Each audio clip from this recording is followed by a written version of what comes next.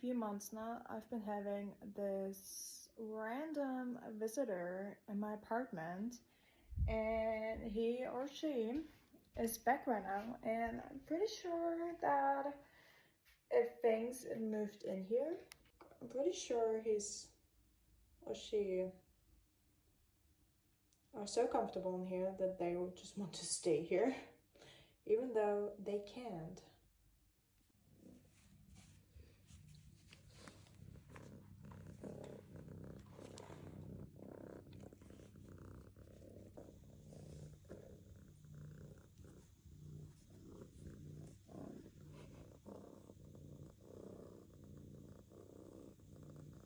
To be fair, at this point it's my fault because I let them in.